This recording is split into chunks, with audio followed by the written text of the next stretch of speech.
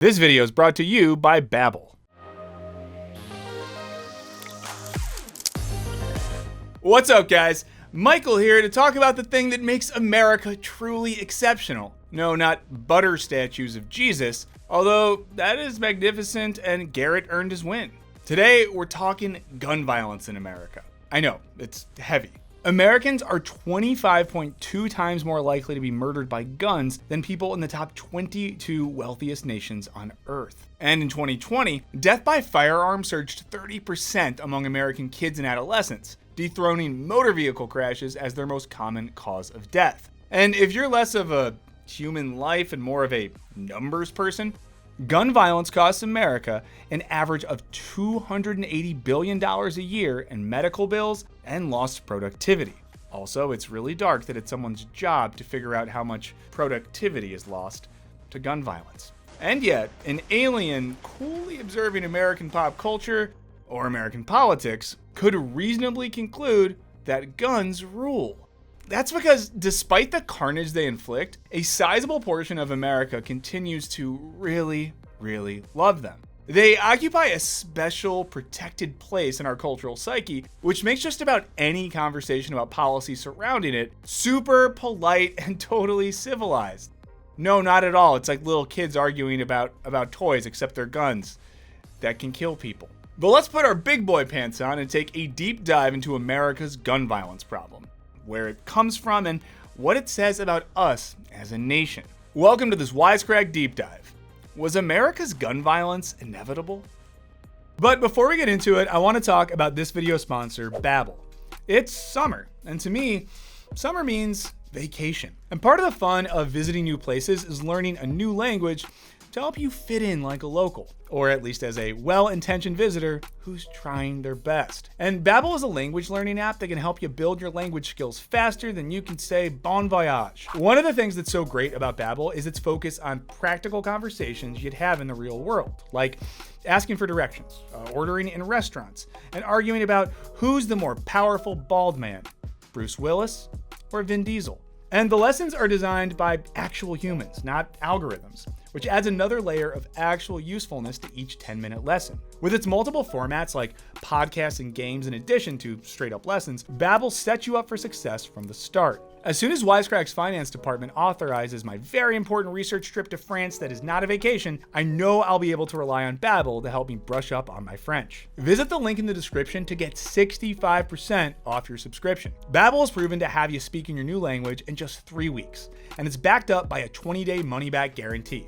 So hit that link in the description to get 65% off Babbel. And now, back to the show. Guns are more than a bit player in American history. By some historians' accounts, the American Revolution broke out over anger at Britain for stopping shipments of firearms to America and for confiscating colonists' limited weapons stockpiles. I still think the story about tea is cute, though. The Founding Fathers saw guns as a useful tool for hunting and for collective protection. Owning a gun was mostly mandatory for a certain subsection of white men, and some colonies required them to carry their guns to church and public meetings. Imagine getting tooled up and going to mass. Oh, you wouldn't go to mass because they hated Catholics then. As tension between the colonies and Britain heated up, guns seemed like the only line of defense against an oppressive monarch. Gun culture looked very different, though.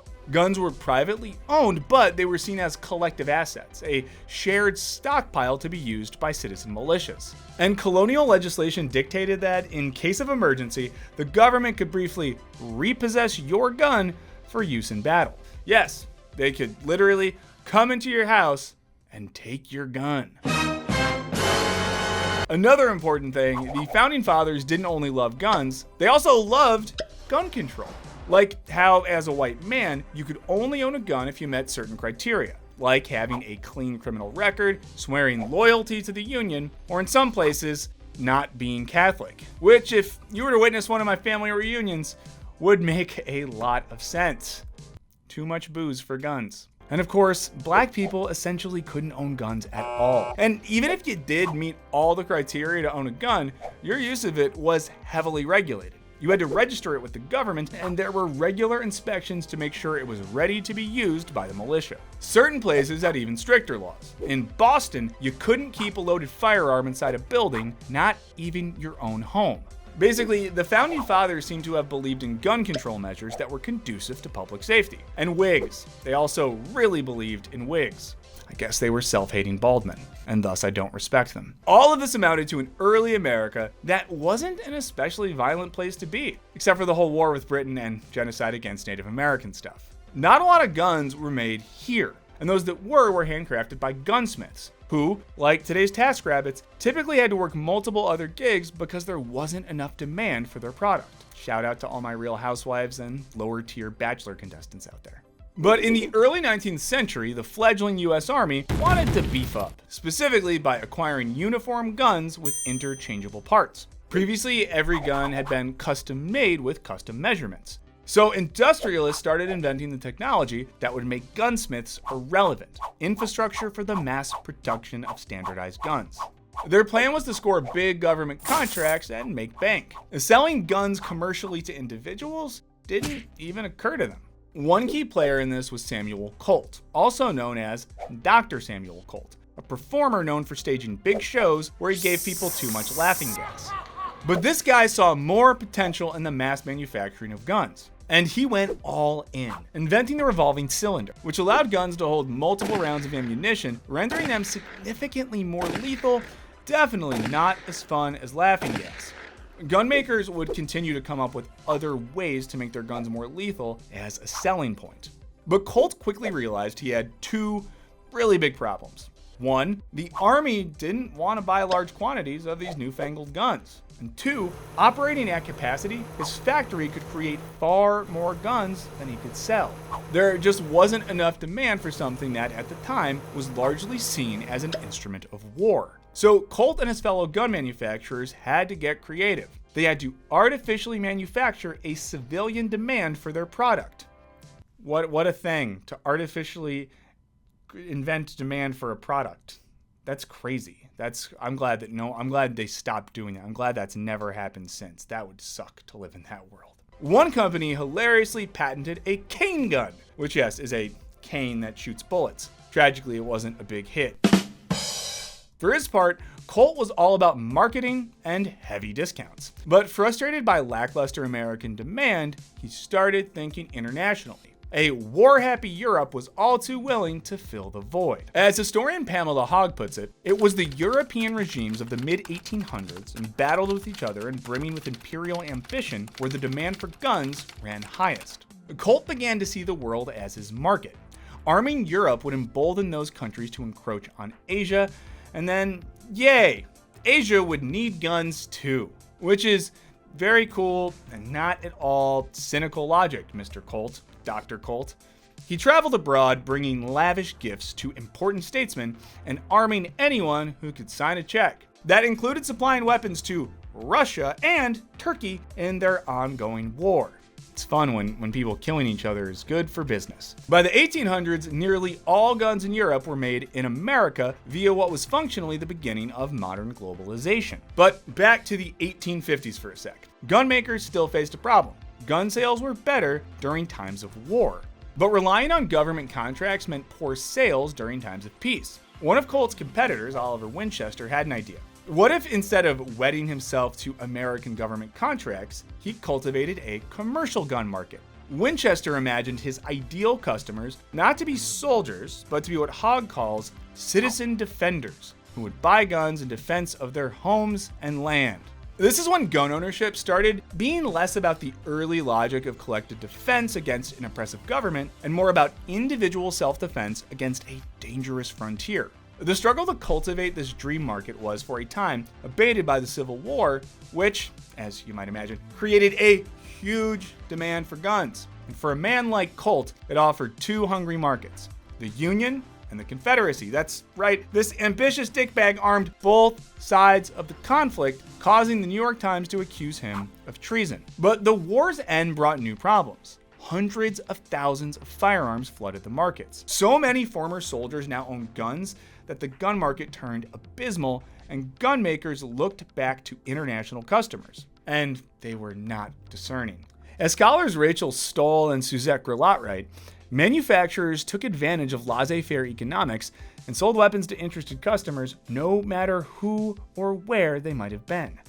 arming despots and dictators alike. And presumably, finally, the Catholics. American guns spread everywhere from Fiji, where they replaced boomerangs, to Alaska, where they armed Inuit people for hunting. At the time in, say, Britain, gun dealers scrutinized each customer's character and integrity. In America, the vibe was more, you get a gun, he gets a gun, she gets a gun, the dog gets a gun, take this gun for 50% off, guns. So we know by now that civilians owning guns is not as American as butter Jesus. So how did America go from gun agnostic to gun loving? Advertising, and lots of it. Marketing historian Robert Henning argues that advertisements were key to inventing and shaping American gun culture. This advertising relied on the romanticization of the Wild West, where the well-armed frontiersman was literally manifest destiny. Or just literally manifesting destiny. I don't know. As legal professor Adam Winkler notes in his book, Gunfight, cultural observers have argued that the frontier was not only the root of the American character, but also the origin of America's propensity for violence. The Wild Westification of America was envisioned through promotional imagery of Western frontiersmen and taglines like, God created men, Colonel Colt made them equal. Okay, so now he's Mr. Colt, Dr. Colt, and Colonel Colt.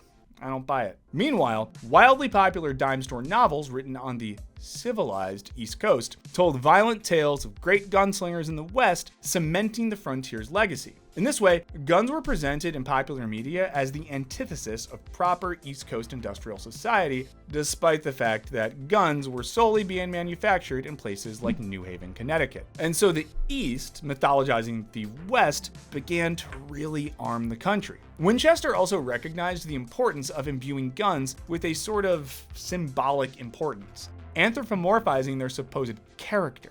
The great advantage of this rifle over all others consists in the moral effect it has, he wrote. I've never read a book of moral philosophy where someone's like, Chapter 2, Why Guns Are Virtuous. Guns were starting to become a sign of self-sovereignty, a symbol of American individualism. So, you might be thinking, America's idea of violence came out of the West, so the West must have been super violent, right? Not so fast, cowboy. The Wild West had tons of guns, but it also had something in common with the founding fathers. Lots of gun control. You may picture the Wild West as one big, rowdy, gunslinging saloon, but evidence shows that murder rates were minimal. Most people felt so safe, they didn't even lock their doors. As Winkler notes, almost everyone carried firearms in the untamed wilderness, which was full of dangerous natives, outlaws, and bears. In the frontier towns, however, where people lived and businesses operated, the law often forbade people from toting their guns around. Some of this was strategic. Frontier towns were small but wanted to grow, and to do that, they needed to seem safe. While lore of Western gunfights mainstreamed guns and cowboys as twin symbols of an individualistic America, the actual West knew that they couldn't afford to be as violent as their mythology. Still, the romanticization of the West was a highly successful marketing strategy, and around the turn of the century, gun sales were booming. This is when the gun really went from serving as a tool of necessity to serving a psychological need. As Haag puts it, what was once needed now had to be loved. Which would be a really beautiful quote if it wasn't describing a gun. Luckily, it was the perfect time for that. Historian Kristen Hoganson, among others, has argued that gender-based anxieties of the time engineered a new preoccupation with a return to manliness via boxing, football, war, and of course, guns. For President Teddy Roosevelt, the gun was a remedy against the rapid changes of modern life, which had brought about a corporate economy antithetical to the individualist American mythos. Anyway, the mystique of the gun obscured the fact that the gun industry was as much a part of the modern corporate economy as any other. When World War I hit, the gun industry had to step up, with Winchester securing the contracts to immediately produce the equivalent of 5 years' worth of orders. Ironically, this time, war was a risky proposition for gun makers. They had to take out massive loans to expand their factories to accommodate all the demand, and after the war, many were drowning in debt. They tried to rebuild via massive advertising campaigns that continued into the mid-1900s. They targeted, among other groups, women and boys as young as 12 via pamphlets that raved about 4 American boys who are famous rifle shots. which is a real advertising slogan and not something written by a spam bot. Winchester retailers were told to put a Winchester into the hands of every youth in your town, with the overall goal of arming millions of boys aged 10 to 16, which is objectively a pretty wild thing to put on your vision board. It's crazy that now we're worried about young people playing video games, but back then we just gave them guns. Advertisements stoked fears that the war had come home and danger lurked on every street. Colt ads warned that responsibility for the protection of your property, your home, your loved ones is too serious a matter to be entrusted to an arm of doubtful lineage. Guns were touted as totems of masculinity, protecting men from becoming soft. Images of wholesome young red-blooded American men could assure anyone worried that America was not, in fact, degenerating into a nation of lounge lizard anemics, as the Industrial Manufacturer News Bureau delightfully put it. Also, if Lounge Lizard Anemics isn't a band yet, someone watching this, start that band. You'll have good merch. Advertisements, some modeled after liquor companies, were teaching people to truly love their guns. Gradually, the sentiment helped create consumers who saw guns not as objects of necessities, but as objects of desire. And like me buying merch outside of a Dead show, these kinds of consumers would buy way more than they needed. The lore of American gun culture was persuasive. By 1959, Winchester could straight-facedly boast the slogan, Winchester, more than a gun, an American legend. A legend they had authored themselves, but okay, sure. As Haag puts it, one answer to the question, why do Americans love guns, is simply that we were invited to do so by those who made and sold them at the moment when their products had shed much of their more practical, utilitarian value. Still, popular media ran with Winchester's narrative, offering that casual assertions that Americans had always loved guns or that they had a timeless tradition of gun fluency, as Haag writes. For much of our history, Americans were actually pretty bad at actually shooting the guns. In fact, the NRA was formed after the Civil War, specifically because some veterans were alarmed at the horrible marksmanship of Union soldiers. For much of its history, the NRA was more about target shooting competitions than influencing politics. Though today its rhetoric is fiercely anti-government, the early NRA relied on major subsidies to help build gun ranges, and taxpayers even got the privilege of funding their annual competition in Ohio. But then came the 1920s and 30s, and with it, Prohibition and a huge spike in urban crime.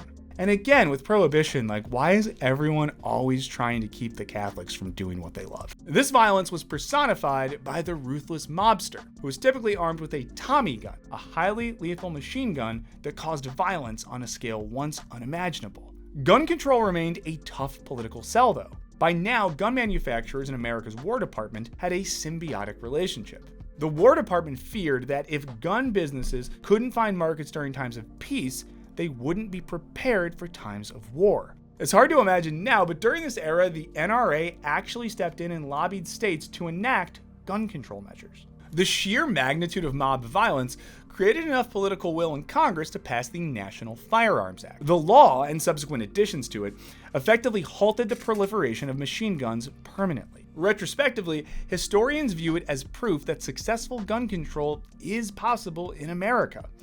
And then, things were basically chill on the gun front. Until this happened. You may have heard of the Black Panthers, an activist group that organized against racism and police brutality and believed that arming black people was the best path towards racial justice. Though they may be best known for carrying guns and having really good monochromatic outfits, they most importantly provided community resources like their free breakfast program for children. Leader Huey Newton argued that the civility of the civil rights movement hadn't fixed anything, and more radical action was necessary. At one point, this took the form of 30 armed Black Panthers legally wielding guns as they protested at the California State House.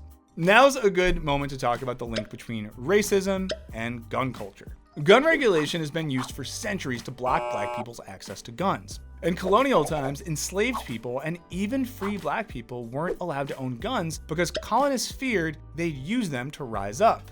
Hell, the KKK began as a gun control organization.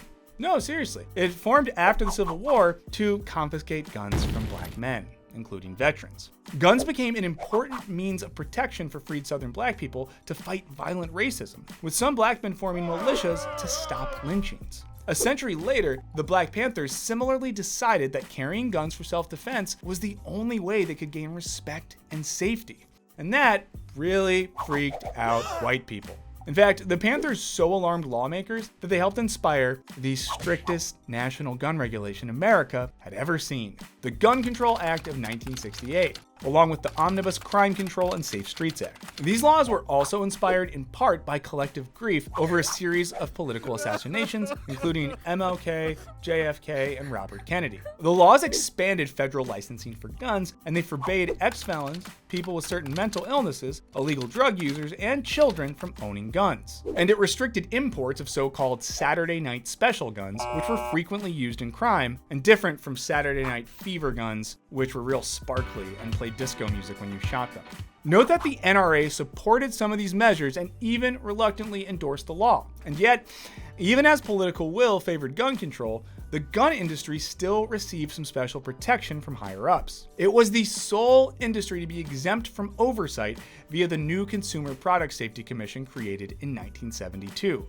According to The Trace, this is because House representatives feared a slippery slope that would lead the agency to confiscate people's guns.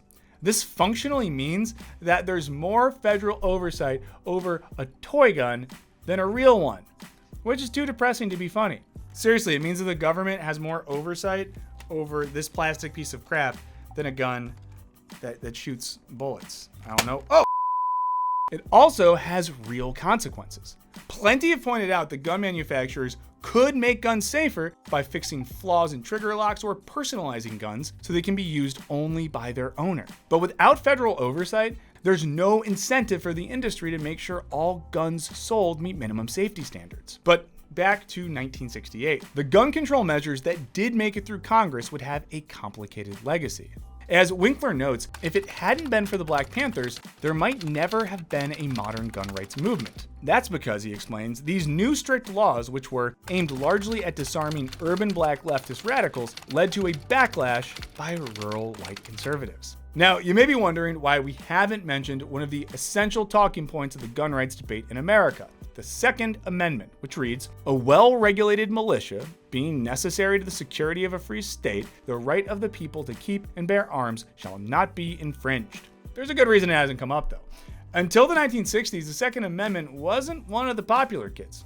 It didn't play into the gun debate, and was generally ignored by legal scholars. The Supreme Court did use it to uphold challenges to the 1934 law, arguing that sawed-off shotguns and machine guns wouldn't be used by a state militia and thus could be regulated. This was the militia interpretation of the amendment, that it only protected gun rights insofar as they would apply to arming a citizen militia. But scholars in the 60s and 70s started arguing for a more individual interpretation of the Second Amendment. And the NRA went ham on this interpretation, even bolting an excerpt of the amendment to the outside of their headquarters. Eventually, the individual interpretation would be borne out in a Supreme Court decision on District of Columbia versus Heller in 2008, which overturned DC's ban on handguns in a hotly controversial decision. The question of the individual versus militia interpretation remains contested by scholars. For his part, back in 1991, former Chief Justice Warren Burger called the individual interpretation of the Second Amendment one of the greatest pieces of fraud, I repeat the word fraud, on the American public by special interest groups that I have ever seen in my lifetime. We're not going to go too deep on the Second Amendment, and not just because the debate is pretty boring. The thing is, we actually don't think this clause of the Constitution is as essential to the gun debate as it's been made out to be. Because let's say you do take the strongest individualist interpretation of the amendment, holding that the Founding Fathers believed in the protected individual right to own a gun. Well, the Founding Fathers, as you know, also believed in lots of gun control.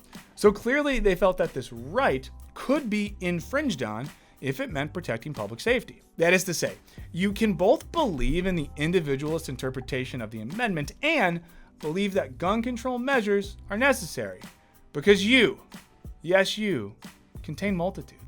But back to the 70s. Now armed with revelatory constitutional backup, the NRA leapt into the decade, establishing an official lobbying wing. For both the NRA and cocaine, the 70s were a hell of a decade. Ironically, though mostly white, the group borrowed a lot of the Black Panthers' arguments that guns were necessary for self-defense, not only in the home, but on the street, where bumbling cops surely couldn't be relied upon. There was some lingering tension, though, between the old guards who had cooperated on gun control laws and newer, more radical members who believed any form of gun control was a slippery slope to having their gun room raided by communists. The anti-gun control extremists staged a coup at the NRA's national meeting in '77, setting the NRA on a more aggressive path. At the same time, a decision by the Supreme Court allowed for unfettered political spending. The NRA refocused on campaign donations and fundraising, funneling millions into local, state, and national elections. In the process, they gained some serious lobbying power. Not that much gun control was liable to happen under the winner of the NRA's first presidential endorsement, Ronald Reagan. Energized by Reagan's win, the NRA pushed legislation that protected the gun industry. That included the Firearm Owners Protection Act, which restricted inspections of gun dealers, loosened the rules on interstate gun sales, and made a federal database of gun ownership illegal. Speaking off the record, some politicians admitted that they only voted for the law because they were intimidated by the NRA's power. What a system of government we have. Other big wins included making it extremely difficult to sue gun manufacturers, removing law enforcement's power to use discretion when issuing concealed carry licenses, and preventing local governments from regulating firearms. But as the 80s wore on, NRA membership started declining. Once again, it would take the threat of new federal gun control to bring the organization back to life. Jim Brady was serving as White House press secretary when he was shot and partially paralyzed during an assassination attempt on Reagan in 1981. His attacker, coincidentally, was just released from prison and now has a sizable social media following because, we live in a weird world. Brady and his wife became gun control activists, and in 1988 they introduced the Brady Bill, requiring background checks on all handguns sold by licensed dealers. It finally passed in 1993, followed by an assault weapons ban in 1994, both of which inflamed the NRA. As the Washington Post explains in its book, Guns in America, NRA rhetoric got gnarlier and gnarlier. In a fundraising letter, President Wayne LaPierre wrote that the assault weapons ban gives jackbooted government thugs more power to take away our constitutional rights, break in our doors, seize our guns, destroy our property, and even injure and kill us. When one-time NRA member Timothy McVeigh blew up the Alfred P. Murrah Federal Building in Oklahoma City in April of 1995, the NRA was criticized for its anti-government rhetoric, which some thought encouraged the militant. Why ever would they think that? The organization tried to improve its image under the presidency of famous actor Charlton Heston through great PR moves, like holding its national convention in Denver 2 weeks after Columbine. Surely a mistake they'd never make again, except for when they did the exact same thing in Houston 3 days after the Uvalde shooting. Great job, NRA. Really good planning. More strategically, the group allied heavily with George W. Bush's campaign in 2000, leading to this delicious bit of PR. For everyone within the sound of my voice to hear and to heed, and especially for you, Mr. Gore. From my cold, dead hands. Citing Bush's eventual victory, Fortune magazine ranked the NRA the most powerful lobbying organization in the country. But the aughts brought victory after victory. The assault rifle ban expired in 2004, and in 2008 the Supreme Court knocked down the DC handgun ban. Ironically, the NRA may have lobbied its way out of relevancy. The organization is strongest when people feel their gun rights are under attack. The organization would eventually lose steam in the late 2010s thanks to lawsuits, leadership scandals, a bankruptcy filing that was rejected, and overall declining membership. Their political donations have proportionately dwindled down, although they still managed to spend over $29 million in the 2020 federal elections. With the NRA dying a slow death, it's worth asking, what does that mean for gun culture? Honestly, not a whole lot. Gun rights continues to be a winning issue for Republicans courting primary voters. Lawmakers might no longer fear retaliation from the NRA, but they do fear looking like they're trying to take away people's guns. Meanwhile, gun sales have nearly tripled since 2000, spiking especially over the past 3 years. presumably so people could shoot the novel coronavirus and not get sick. We live in violent times, with American gun deaths up 34% from 2019. And that's a 49% increase over the previous 5 years. In the last 10 years, the figure's risen 75%. With faith in law enforcement generally down, it's no wonder that people are looking to arm themselves or increase their stockpile. And that idea brings us back to the issue of self-defense, which has been sold as the central reason to buy a gun since the mid-19th century, and has only become a more compelling reason in recent years. Honey, can you bring mommy the mop? Now, wanting a gun to protect yourself in a country that's swimming in them is fair. But if you think owning a gun makes you, pardon the expression, bulletproof, the data really doesn't bear that out. Estimates of the number of defensive gun uses range from 100,000 to over 2 million per year, depending on methodologies, sample size, and the definition of defensive gun use. Given discrepancies in data, criminologist Thomas Gabor recommends looking at police officers as a reference point, since they are armed, trained to wield guns, and not infrequently encounter danger. According to James Fife, an expert on police gun use, a big city cop is involved in a shootout every 450 years on average. Again, that's every 450 years on average. Almost half of 1,000 years. Another calculation found that in any given year, only 1 in 170 cops is involved in a shooting. As Gabor concludes, these numbers show that even police officers, who are armed and are more routinely involved in dangerous situations than the average citizen, rarely rely on guns when doing police work. Unless they're talking to a harmless young black person, then they definitely need guns. No, that's not gonna go in the video, but it's true. This raises the question, why would people doing far less dangerous jobs need to be armed all the time? But there's a much deeper problem with the self-defense argument. Research from the Centers of Disease Control and Prevention found that more than 3/4 of homicide victims knew their attacker. Because of this, bringing a gun into the home actually poses more of a threat to the residents than it poses defense against intruders. It's sort of like if you bring 36 beers into your house, you're more likely to get drunk from the beers than if you didn't bring the beers into your house. Was that a scientific comparison? No, but if you bring 36 beers into your house, what do you think is gonna happen? This is particularly true for women, who are 2 to 4 times more likely to be intentionally killed by a gun if they live in a house with one. If the person you're most afraid of is the person sharing your bed, putting a gun under your pillow isn't exactly a setup for safety. As Harvard professor and public health expert David Hemingway summarizes, scientific studies suggest that the health risk of a gun in the home is greater than the benefit, and that a gun in the home may more likely be used to threaten intimates than to protect against intruders. Add to that the increased likelihood of homicide, suicide, and accidental deaths occurring in houses with guns, and it becomes an even more dangerous prospect. By the way, we've linked to domestic abuse and suicide support lines in the description. This all suggests that, on a micro level, the mere presence of guns increases the likelihood of multiple forms of violence. This has been borne out in other countries. For example, when Israel stopped letting soldiers bring their guns home on weekends, soldier suicides decreased by a staggering 40%. This all suggests that having guns around simply makes violence more likely.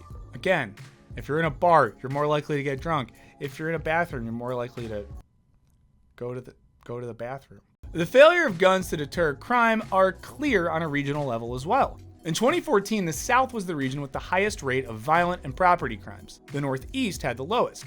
42% of households in the South had a gun, compared to 25% of houses in the Northeast. As Gabor concludes, these regional comparisons provide no support for the idea that higher gun ownership levels serve as a net deterrent to crime. Now, there's an obvious reason gun sales tend to go up after a mass shooting. People want to be prepared. Although they account for approximately 0.5% of gun violence in the country, mass shootings garner the most headlines and political attention. And this makes sense.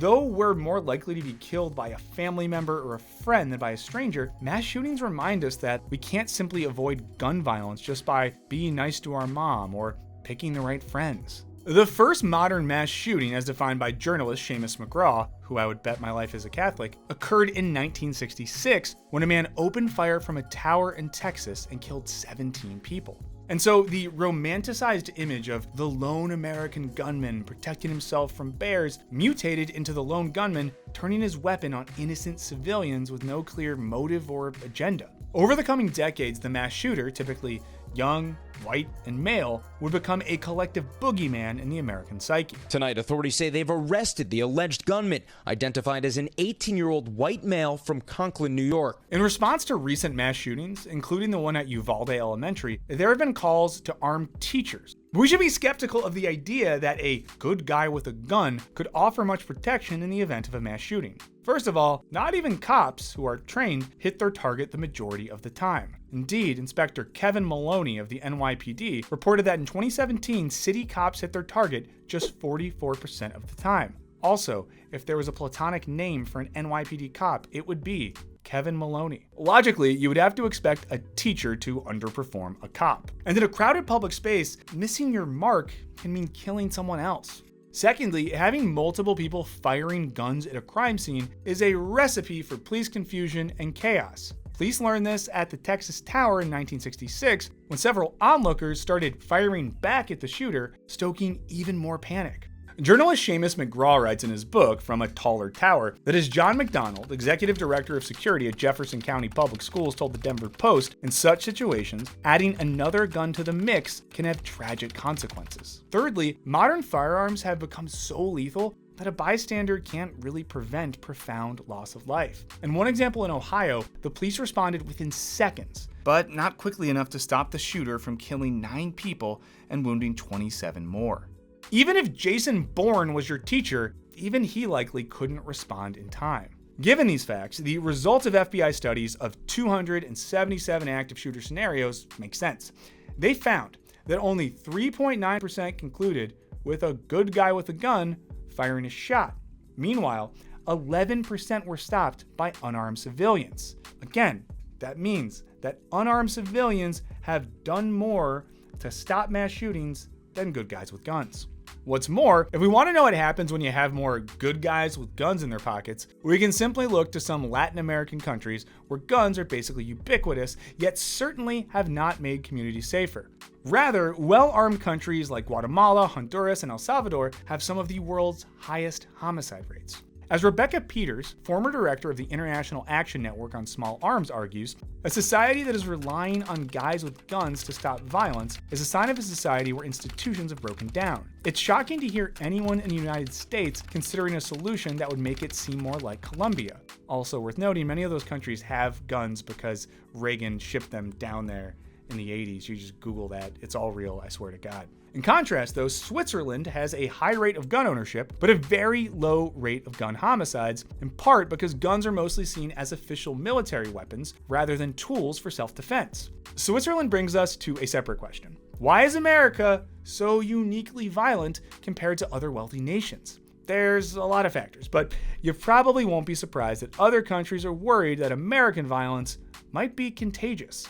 As then Prime Minister John Howard said after Australia's Port Arthur massacre in 1996, we do not want the American disease imported into Australia. Unlike in America, mass shootings in comparable countries have been followed by sweeping gun control action. And while it's almost impossible to imagine America taking action to meaningfully curb gun violence, at least with all the partisan gridlock in play, many other countries have pulled it off. After the previously mentioned massacre, Australia swiftly rolled out stringent gun ownership requirements and restrictions, along with a huge gun buyback program. After a school shooting in the UK, also in 1996, Parliament rolled out a similarly strict set of laws, and there hasn't been a school shooting in the UK since. In other words, the onion got us again. Which makes it all the more depressing that American gun violence continues unabated. 73% of mass shootings in industrialized countries have occurred in ye olde United States, even though we make up just 5% of the population. As of early June, there had been more than 250 mass shootings in the US this year alone. Where does this uniquely American violence come from? According to McGraw, some of it is the result of a media culture that valorizes fame. He writes, that thirst for fame runs deep in our culture, and it can make people do terrible things. Now, obviously America is very much a fame-obsessed society, but there are plenty of aspiring celebrities all over the world, and you don't hear about Scottish goths shooting up schools for the clout. So that still doesn't explain what makes mass shootings so damn American.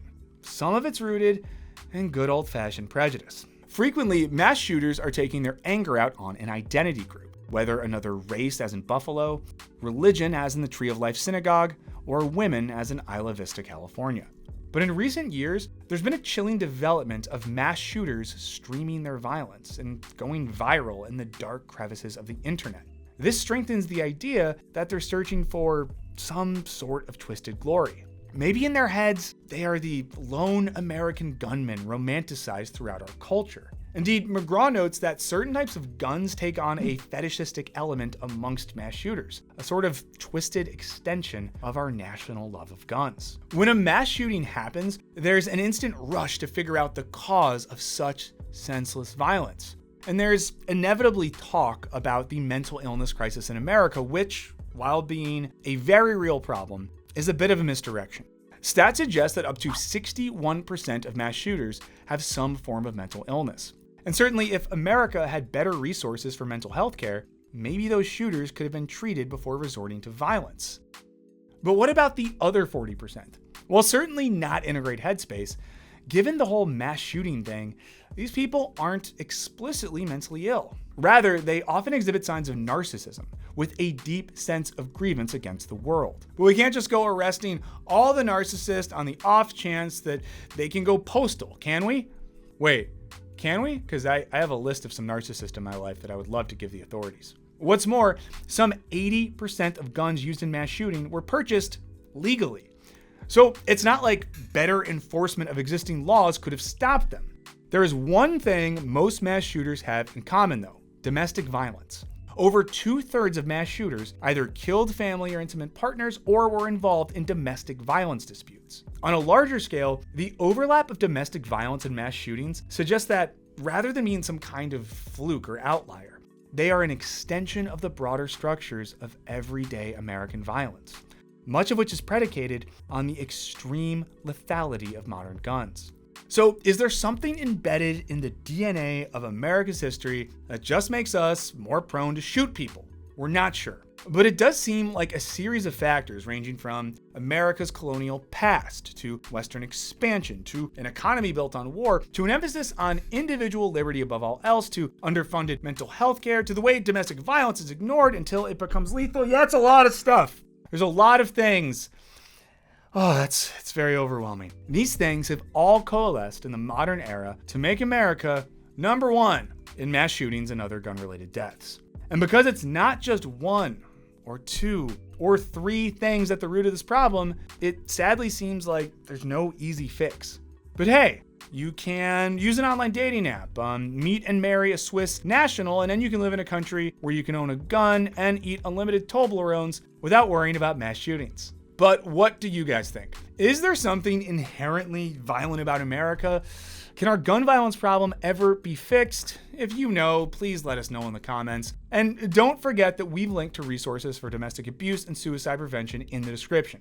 We've also included a reading list in the description if you're interested in learning more. Now, smash that subscription button like a Satanist destroying butter Jesus, and don't forget to ring that bell. A huge thanks to our patrons for all your support. Be sure to check out our revamped Patreon page. And remember to check out our new stream, Wisecrack Live, that takes place every Thursday right on this channel. And as always, thanks for watching. Later.